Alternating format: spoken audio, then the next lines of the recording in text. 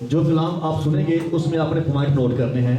جس پوائنٹ کی آپ کو سمجھ نہیں لگتی اس کے بعد کچھ ہم وقت رکھیں گے کہ آپ کے سوالات اور خدا کے خادم روح القدس کی رہنمائی میں ان کا جواب دیں گے. تو جو بھی سوال آپ کے ذہن میں اٹھے، اچھی بات ہے کہ آپ سوال کریں. سوال کرنے سے ہم سیکھتے ہیں. تو آئیے ایک بار پھر زوردار تالیوں سے خدا کے خادم کو دعوت دیں.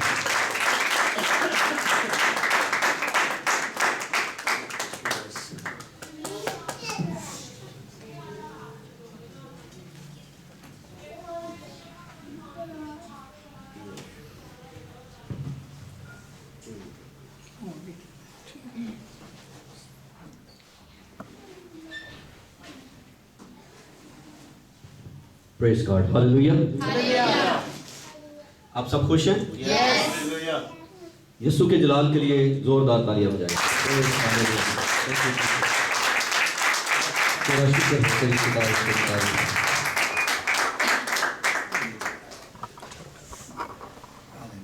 میں شکر گزار ہوں خداوند یسوع مسیح کا جس نے ہمیں زندگی سلامتی بخشی ہے، یہ سانسیں عطا کی ہیں، اور اس کے ساتھ ہمیں توفیق بھی بخشی ہے کہ ہم اس کی پرستش کر سکیں، اس کی عبادت کر سکیں، اور بالخصوص اس کے کلام پر غور کر کے اپنے لیے رہنمائی پا سکیں. ہاللیلویہ. خدا روح القدس کے لیے زوردار تالیاں بجائیں گے کیونکہ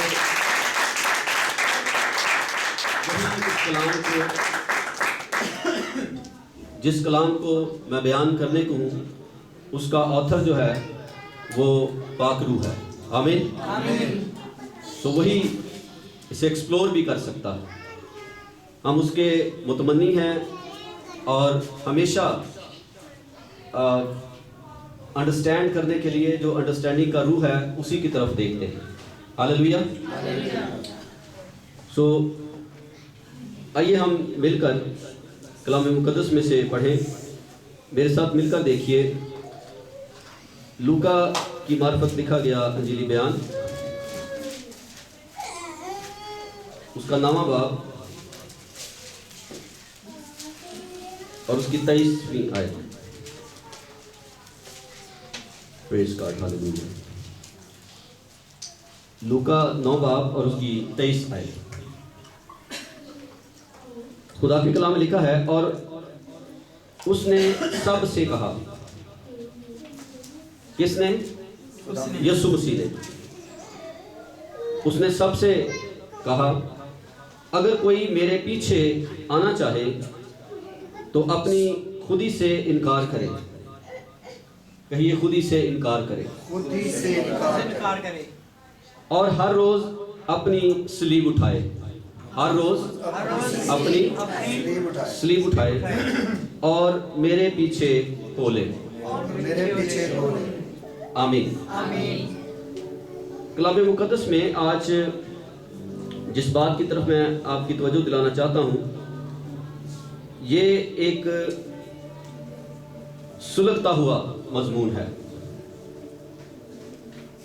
یہ میں نے دیدہ دانستہ کہا کہ یہ ایک سلگتا ہوا مضمون ہے، اور اس کی اشد ضرورت ہے. یہ دور حاضرہ کی اہم ضرورت ہے کہ اس پر بھی بات کی جائے.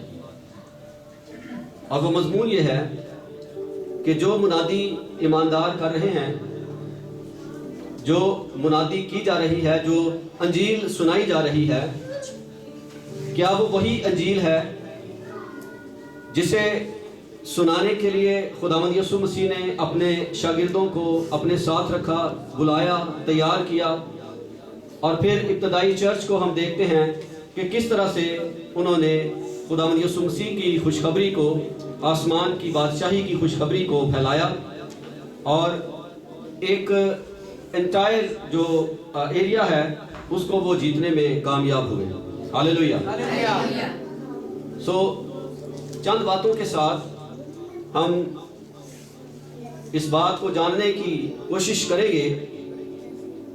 ہماری منتھلی جو فیلوشپ کی میٹنگ ہے جو پچھلے مہینے ہمارے چرچ میں جس کا انعقاد ہوا، اور آج اس جگہ پہ ہم خداوند کی عبادت کر رہے ہیں، تو وہاں پر میں نے یہ بیان کیا کہ what is the difference between the biblical gospel and the prosperity gospel.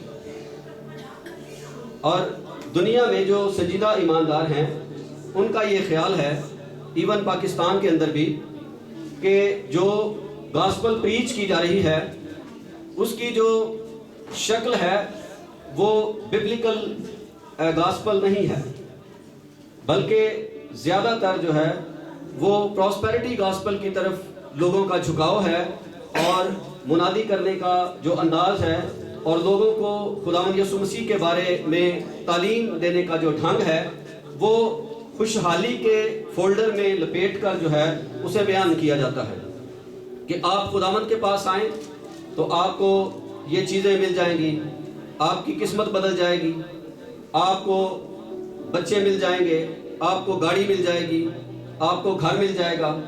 تو یہ ساری چیزیں جو ہیں یہ اٹریکشن کے طور پر یا اٹریکٹ کرنے کے لیے یا لبھانے کے لیے بیان کی جاتی ہیں۔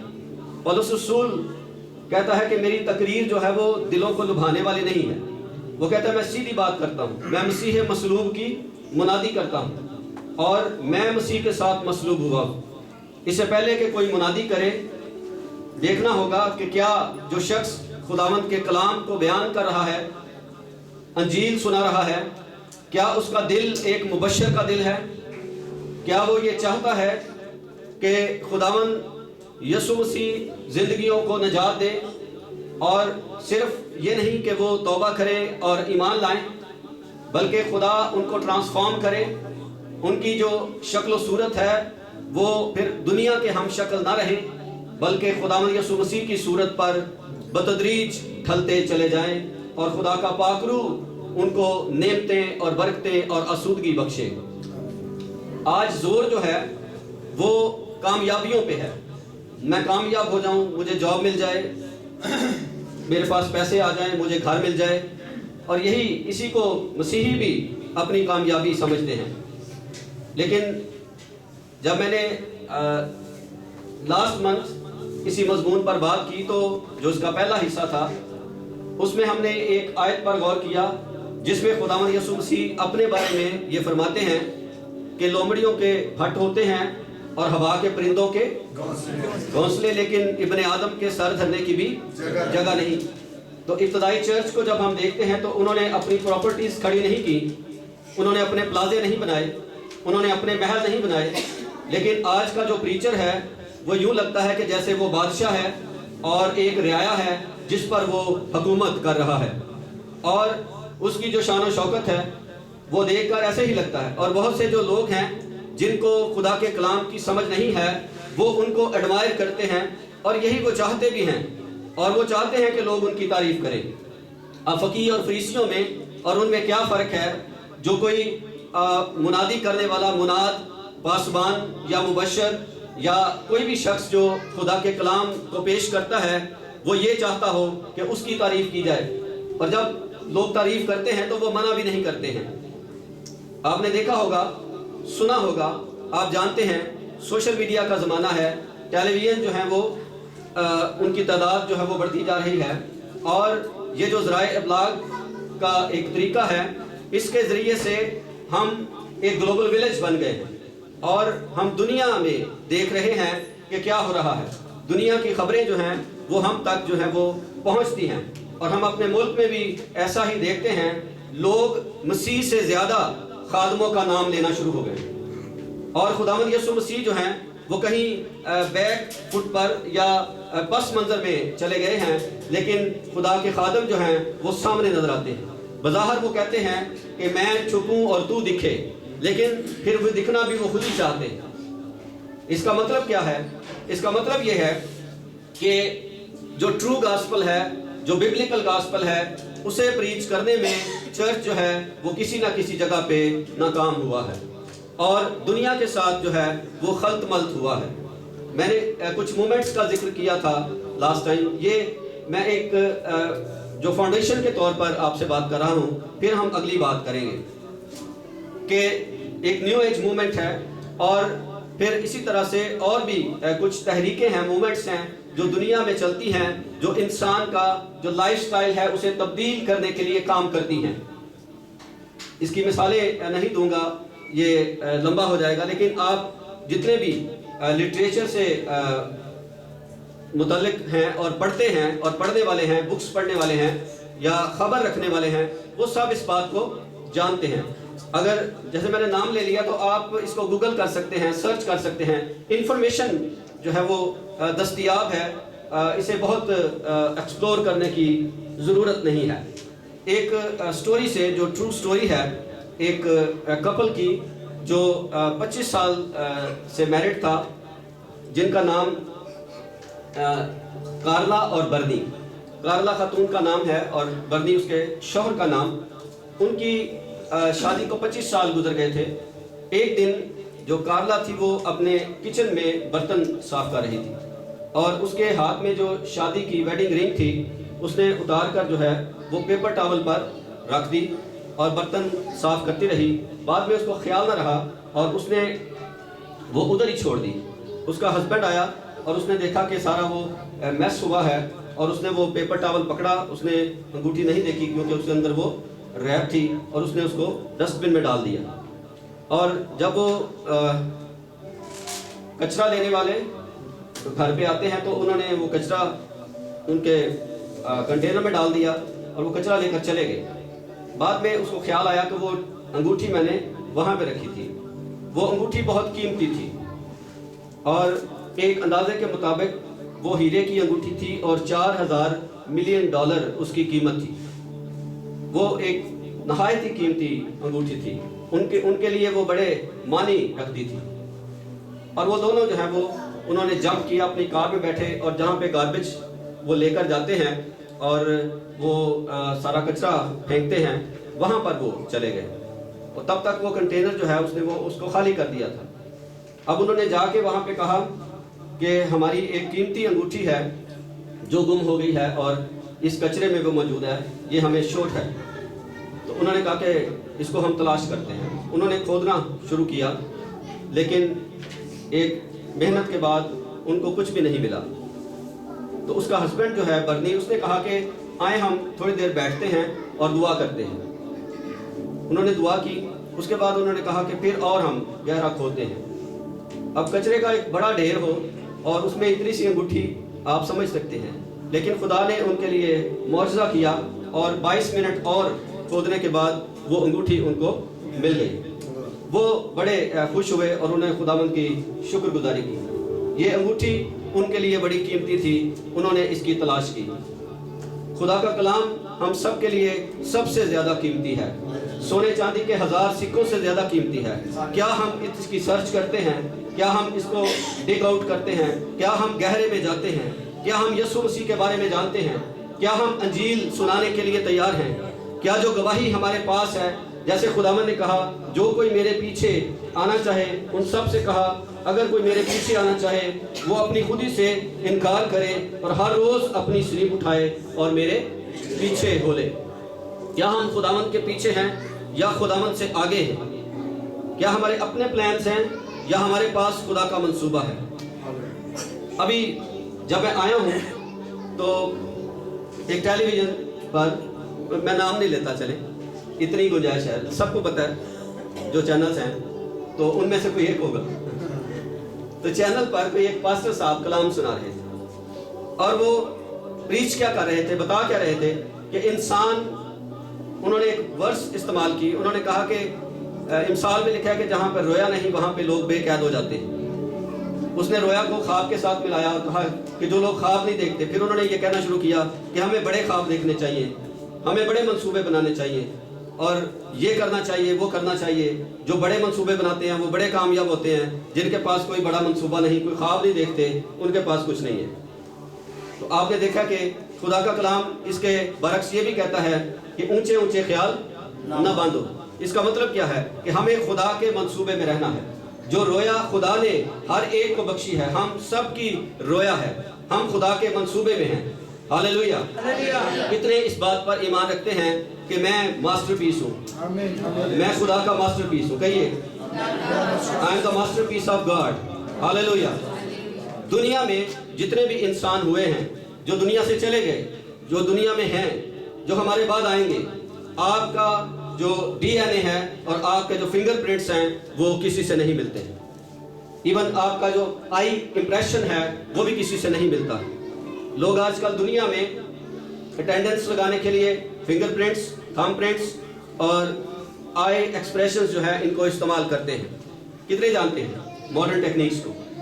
सो इसका मतलब ये है कि जितना भी स्टाफ है, किसी का आई इंप्रेशन जो है वो दूसरे से नहीं मिलता और किसी के फिंगरप्रिंट्स हैं वो दूसरे से नहीं मिलते. इसका मतलब हर बंदा जो है वो स्पेशल है. खुदा ने हर एक को अलग बनाया है. इसी तरह से हम जितने भी खुदावंद यीशु मसीह पर ईमान रखते हैं, हम सब के लिए खुदा की अलग अलग मर्जी और अलग अलग मंसूबा है. क्या मैंने खुदावंद यीशु मसीह से कभी पूछा कि मैं तेरे पीछे आया हूँ, तूने मुझे बुलाया है, मैं आना चाहता हूँ? जैसे खुदावंद ने कहा जो आना चाहे वो अपनी खुदी से इनकार करे. अगर हमने ये कर लिया है तो फिर अगली बात हम खुदावंद से पूछें और खुदावंद से कहें कि तूने मुझे क्यों बुलाया है. तो खुदावंद का अल्टीमेट जो मकसद है वो क्या है? जो बेटे पर ईमान रखता है वो अपने आप में गवाही रखता है. क्या रखता है? तो क्या हम गवाही दे रहे हैं? क्या कभी हमने सोचा कि हमें गवाही देने के लिए बुलाया गया? क्या हमने कभी गवाही पर गौर किया? मैं अक्सर ईमानदारों से ये कहता हूं कि आपकी जो शख्सी जिंदगी की तब्दीली की गवाही है, क्या उस पे आपने काम किया? जो स्टूडेंट्स भी पढ़ते हैं और क्लासरूम में भी मैं उनको कहता हूं, लेकिन मेरा ये एक्सपीरियंस है, किसी ने कभी इस पे संजीदगी से काम नहीं किया कि उनकी शख्सी ज़िंदगी की जो तब्दीली की गवाही है वो क्या है, और उसको मैं लिख लूँ. उसकी डेट क्या थी, दिन क्या था, हालात क्या थे, कौन से खादिम से मैंने बपतिस्मा लिया और कौन सी वर्स है, कौन सा खुदा का कलाम है जिसने मुझे तब्दील किया. इतनी सी बात है, इस पर वो सारी ज़िंदगी काम नहीं करती. और उनकी शख्सी ज़िंदगी की तब्दीली की गवाही जब भी उनको कहें कि आपने कैसे तौबा की, तो उनकी गवाही बदली होती है. हमारा मजमून गवाही नहीं है. हम थोड़ा सा आगे बढ़ते हैं. मैंने कहा कि खुदावंद की आवाज़ सुने, इससे कीमती बात हमारे लिए और कुछ नहीं है. अगर खुदा आपसे बोले, छोटी बात है. अगर खुदा बराह रास्त आपसे कलाम करे, इससे कीमती क्या होगा? खुदा जिनसे मोहब्बत करता है उनसे बात करता है. हम खुदा के मंसूबे में हैं. खुदा हमसे क्या चाहता है? आप दुआओं में आप वक्त गुजारें, आप खुदा का कलाम पढ़ें. खुदा का पाक रूह हमें बख्शा गया है हमारी हदायत और रहनुमाई के लिए. वो हमें बताएगा कि हमें क्या करना है. जब खुदावंद ने कहा कि जो मेरे पीछे आना चाहे वो खुदी से इनकार करे, तो इसका मतलब है कि वो टोटली सरेंडर करे. क्या करे? अपने आप को पूरे तौर पर खुदा के हुजूर पेश करे. तो सवाल ये है कि क्या हमने पूरे तौर पर अपने आप को खुदा के सुपुर्द कर रखा है? क्या मेरी अपनी मर्जी भी इसमें शामिल है?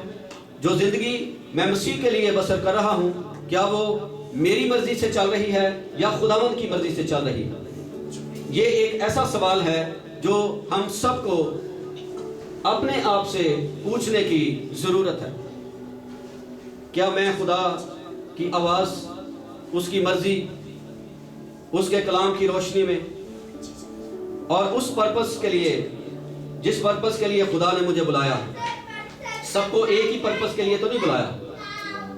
मुख्तलिफ तोड़े हैं, मुख्तलिफ नेमते हैं. खुदा का रूह एक ही है, जिसको जो चाहता है बांटता है. हमारा जोर जो है वो चीज़ें मांगने पर नहीं, बल्कि रूहुल कुद्स की नेमतें, रूह के फल मांगने पर होना चाहिए. कितने हैं जो रूह का फल मांगते हैं? जो मोहब्बत है, खुशी है, इत्मीनान है, परहेजगारी है, तहम्मुल है. क्या हम ये मांगते हैं? जो जिंदगी गुजारने के लिए नहायत ज़रूरी बातें हैं. और फिर रूह की नेमतें, और उन नेमतों का ऑपरेशन कितना हम देखते हैं चर्च में. कितनी नेमतें जो हैं वो चर्च में ऑपरेट हो रही, और कितने खादमीन हैं جو اس بات میں سنجیدہ ہیں کہ وہ یہ دیکھیں کہ چرچ کو جو چرچ ان کے سپرد ہے. بائی دا وے چرچ تو کس کا ہے؟ کس کا چرچ ہے؟ کسی پاسٹر کا چرچ نہیں ہے. چرچ اس کے سپرد ہے. وہ اسٹیورڈشپ میں ہے. وہ ایک مختار ہے. مالک کون ہے؟ خداوند ہے. تو وہ دیکھے کہ چرچ میں مسیح نے کون کون سی نعمتوں سے کس کس شخص کو آسودہ کر رکھا ہے، اور کیا ان کے پاس پلانس ہیں، کیا ان کے پاس یہ منصوبہ ہے کہ لوگ خداوند کے جلال کے لیے ٹرولی جو ہے وہ استعمال ہوں. خداوند ہم سب سے بے حد محبت کرتا ہے. کیا ہم اس سے محبت کرتے ہیں؟ کسی شخص نے، کسی مبلغ نے یہ کہا، اس نے کہا کہ جو نجات ہے یہ خدا کی طرف سے بخشش اور تحفہ ہے. یہ کمایا نہیں جا سکتا. یہ انسان کے اعمال کا نتیجہ نہیں. بائبل مقدس اس بات کی نفی کرتی ہے کہ انسان اپنے اعمال سے راست باز ٹھہرے گا. کوئی بشر جو ہے وہ خدا کے حضور اعمال سے، اپنے کاموں سے راست باز نہیں ٹھہرے گا. تو اس کا جواب کیا ہے؟ ایمان سے راست باز ٹھہرے گا. اور ایمان کیا ہے؟ کہ خداوند یسوع مسیح میرے گناہوں کے لیے ہوا، دفن ہوا اور تیسرے دن کتاب مقدس کے مطابق جی اٹھا. یہی خوشخبری ہے جس پر ہم ایمان لائے اور ہمیں نجات کا تحفہ ملا. اب میری جو لائف ہے، اگر میں خدا سے محبت کا جواب محبت میں دیتا ہوں. ایک منسٹری ہے، ان کا سلوگن ہے جیزس لوز یو، لو ہم بیک. یسوع آپ سے پیار کرتا ہے، آپ بھی پلٹ کر اس کو پیار کریں. تو مسیح سے پیار کرنے کا بہترین طریقہ ایک شخص نے یہ بتایا، جن کا نام رچرڈ سی وڈ کام ہے. ان کے سرمنز جو ہیں یوٹیوب پہ موجود ہیں. تو وہ میں سن رہا تھا تو انہوں نے یہ کہا کہ ہم بھی خدا کے لیے تحفہ ہو سکتے ہیں. یعنی ٹوٹلی سرنڈر کرنے کا نام ہے. اپنے آپ کو گفٹ کے طور پر خدا کو دے دینا. کتنے جانتے ہیں گفٹ دیا جائے پھر واپس نہیں لیا جاتا؟ اور کتنے جانتے ہیں کہ گفٹ خوشی سے دیا جاتا ہے؟ ہاللیلویہ. تو کیا ہم خوشی سے اپنے آپ کو خداوند کے سپرد کرنے کے لیے تیار ہیں، یا ابھی ہم نے الگ ہی زندگی بسر کرنی ہے؟ ہمارے اپنے پلان پروگرامز ہیں، جب تک وہ پورے نہ ہو جائیں یسوع کو کوئی لفٹ نہیں.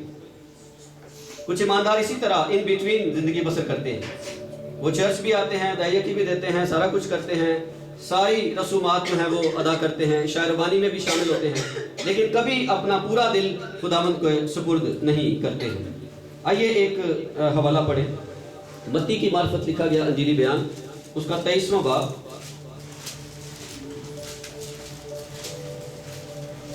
متی کی انجیل 23 باب اور اس کی 37ویں آیت سے ہم پڑھیں.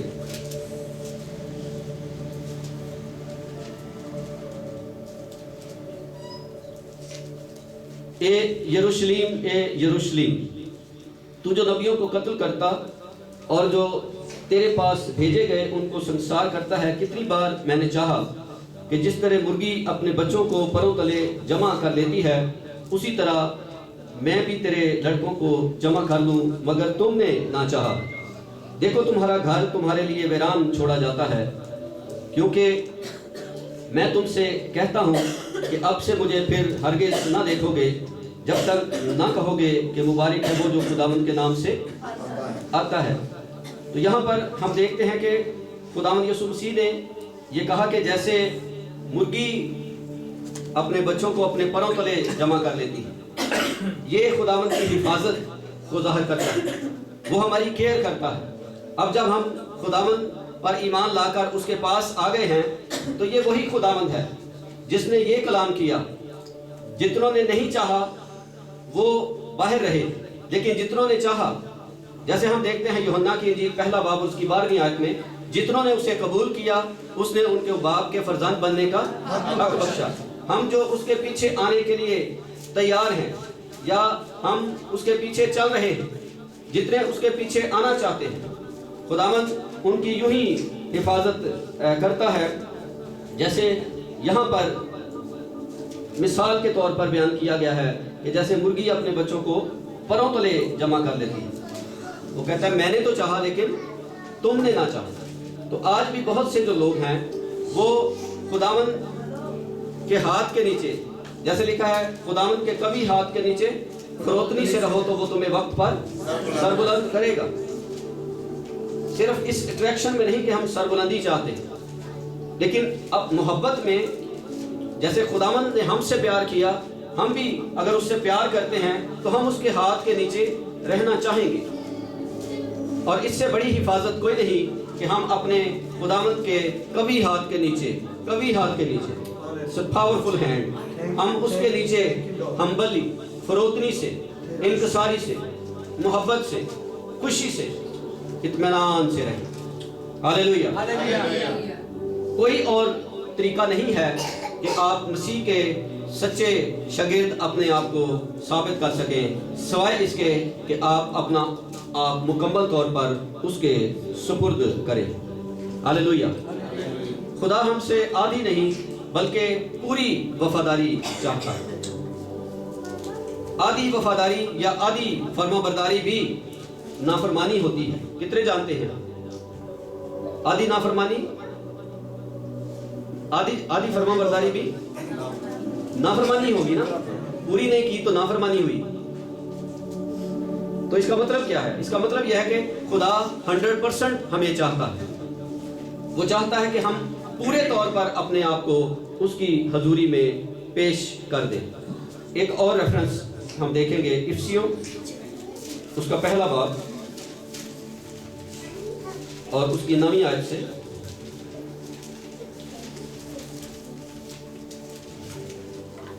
افسیوں پہلا باب 9ویں سے 11ویں آیت تک۔ چنانچہ اس نے اپنی مرضی کے بھید کو اپنے اس نیک ارادے کے موافق ہم پر ظاہر کیا۔ جو اس کے پیچھے چلیں گے، جو اپنے آپ کو پورے طور پر اس کے سپرد کریں گے، ان کے بارے میں لکھا ہے کہ وہ اپنی مرضی کے بھید کو اپنے اس نیک ارادے کے موافق ان پر ظاہر کرے گا، ظاہر کیا جسے اپنے آپ میں ٹھہرا لیا تھا، تاکہ زمانوں کے پورے ہونے کا ایسا انتظام ہو کہ مسیح میں سب چیزوں کا مجموعہ ہو جائے، خواہ آسمان کی ہوں خواہ زمین کی ہوں۔ تو اس کا مطلب ہے کہ سب کچھ کون ہے؟ سب کچھ کس میں ہے؟ سب کچھ کس کے اختیار میں ہے؟ سب کچھ اسی میں مجموعہ ہو جائے۔ یہ اسی کا کلام ہے جو یہ فرما رہا ہے کہ اگر کوئی میرے پیچھے آنا چاہے تو اپنی خودی سے انکار کرے، یعنی اپنا آپ چھوڑ دے، اپنے پلان، اپنے منصوبے، جیسے میں ذکر کر رہا تھا ٹیلی ویژن پریچر جو بیان کر رہا تھا، وہ یہ کہہ رہا تھا ہمارے اپنے منصوبے ہونے چاہیے، اور میں ساتھ ساتھ اپنی مسز سے کہہ رہا تھا، میں نے کہا اس کو یہ نہیں پتا کہ ہمیں خدا کے منصوبے میں ڈھلنا ہے، ہمیں دنیا کے ہم شکل نہیں بننا ہے، ہمیں خدا کے منصوبے کو، خدا کی مرضی کو، اس کے نیک ارادے کے موافق، جس ارادے کے موافق ہم بلائے گئے، خدا نے ہمیں نئے سرے سے اس لیے پیدا کیا ہے تاکہ ہم نیک کام سر انجام دیں۔ ہاللیلویہ۔ ایک گاسپل یہ بھی پریچ کی جاتی ہے کہ آپ نیک کاموں سے مثبت سوچ کے ساتھ